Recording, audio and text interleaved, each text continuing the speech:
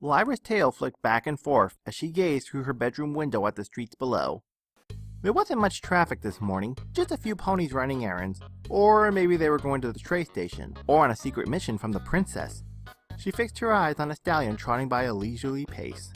What kind of music did he like? What color would he want to paint their dining room? How many kids did he want? What would he give her for their 10th wedding anniversary? What's your name, handsome? She'd probably heard his name before. Remembering details like that wasn't her strong suit. Blue coat, dark blue mane, what's his cutie mark?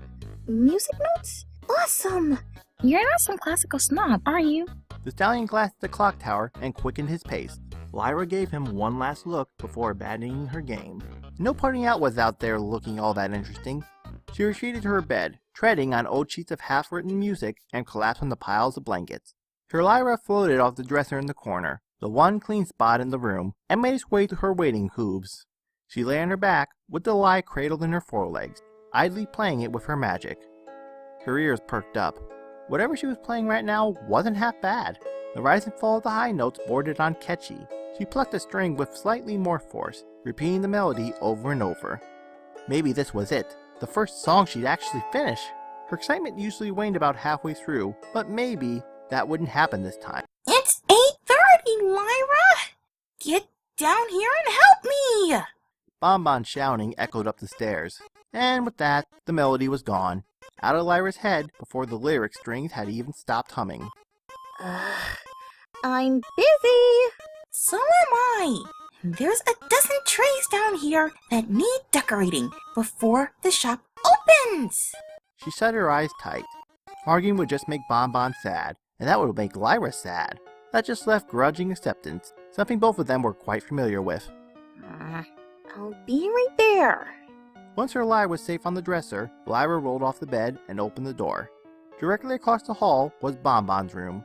Why did she keep her bedroom door open all the time? Was her perfectly clean room so clean that it looked more like a museum exhibit? Supposed to be inspiring or something?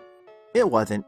It looked like no pony lived there at all. Lyra made her own bed, once in a while, largely against her wishes, but it never looked like Bon Bon's, like it'd just been delivered from the bed factory, fully made and never been used.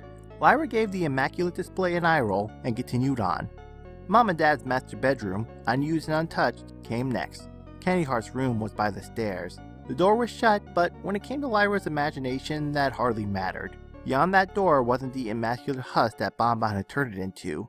Beyond that door, she saw shelves lined with old spellbooks, boxes filled with smelly potion ingredients, and one, not quite right filly, staring at a wall that was both blank and not blank. At least the details were fading now. Lyra had brand new happy memories to replace the old scary ones. Maybe someday the bad memories would be gone completely, and her head would be filled with nothing but gawking at stallions, making music, and decorating candy. She couldn't wait! She skipped, sliding down the banister, once again to avoid an argument, and made her way to the kitchen. Her stomach growled as soon as she inhaled. It always smelled delicious in here. Bon Bon could probably stew up a rusty horseshoe and make it smell good. And not that she ever allowed something that dirty to enter her inner sanctuary. Even with the pot simmering over the stove, countertops covered in mixing bowls, and tray after tray of nearly finished candies, the kitchen still felt clean somehow. Bon Bon kept everything that way, right down to the neat line of decorating supplies that she set out for Lyra. Bon Bon walked over and nodded to the trays. Here's the candy to decorate. Lyra saluted. Right. What flavor is it? Orange walnut. Aww. Again? That's what we're out of. Ponies keep buying it.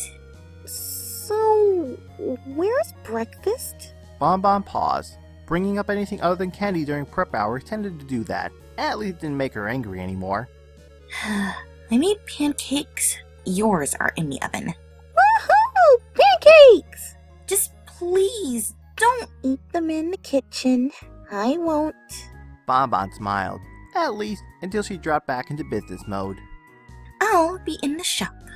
Bon Bon settled into her spot behind the counter, double-checked the time, and opened her ledger.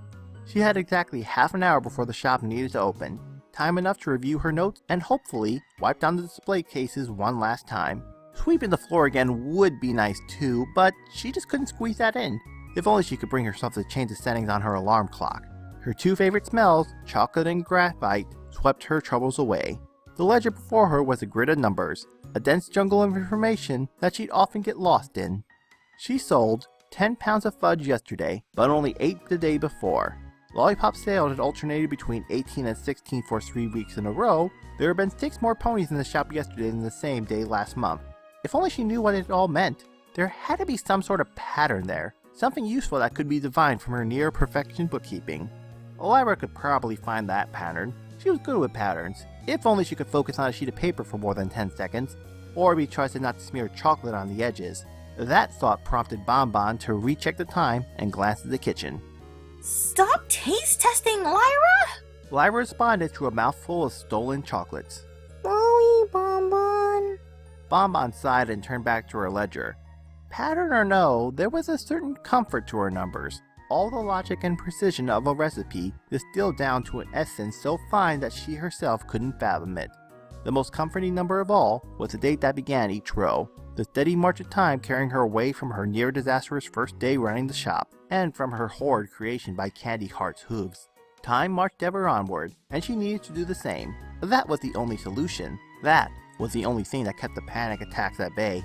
She just needed to keep getting up every morning at the exact time, cook, sell candy, clean every inch of the house, and go back to bed. That was the recipe for life. The logical sets of steps that carried her safely through time without incident. She closed the ledger, grabbed a cloth, and started polishing. Hoof and nose smudges on the display cases were to be expected. She had to accept that. She's fought with herself every day to accept that. At least all the grime that the customers dragged in washed off quickly. Just a few wipes with a wet cloth brought back the mirror-like shine that she expected. Nothing less would do for her signature candies, although it wasn't just hers anymore. Thanks to Lyra, each metal tray was a canvas, and each bonbon was a portion of an edible painting. This was another side that could rob Bon Bon of untold hours. She understood the process perfectly. Lyra spread colorful frosting and sprinkles on the bonbons, often in lines that marched over candy and metal alike. The most of her straight lines weren't very straight, and her circles were far from perfect. What was perfect was the effect. A pattern that Bon Bon and the rest of Ponyville could clearly discern. What had once been 6 dozen caramel oat swirls laid out in a grid was now a picture of a pony in the park. Colts and fillies would all but drag their parents here as early as they could, just to see the pictures before the daily tides of sales decimated it. She had been witness to 3 minor squabbles over who was going to buy the last bonbon with a pony's face or cutie mark on it. Bon Bon fixed her eyes on a single bonbon. One was with a tiny Pegasus on it, and scowled. They all taste good. Why do they need pictures? So they sell wasn't a good enough answer. How did Lyra come up with these images on the spot? They must have been things she saw outside. Bon Bon shivered at the thought. The world outside the shop was equal part confusing and revolting. The limited, and highly sanitized, view she got through the shop windows and Lyra's decorating was more than enough. Bon Bon let out a gasp and turned to the clock. She wasted too much time thinking again. The shop was due to open in under 2 minutes. The display case and Bon Bon would have to get through the day with only 1 pass of polishing. Lyra, I need to open the shop. Where's the candy? Lyra hurried through the door with the missing trays in her magic grasp. I'm coming. Where's the shopping list? Bon Bon watched the display case back panel glow and slide open. A smooth and sterile feat she would forever envy. Lyra's latest creation depicted ponies flying orange kites in front of Town Hall. 1 tray never made it out of the kitchen, as expected. Lyra's taste testing had prompted Bon Bon to start preparing 1 extra tray with each batch. Lyra tapped her hooves. So, shopping list? Bon Bon blinked. It's Tuesday, Lyra. Wednesday is shopping day. Lyra smiled and clapped her front hooves together.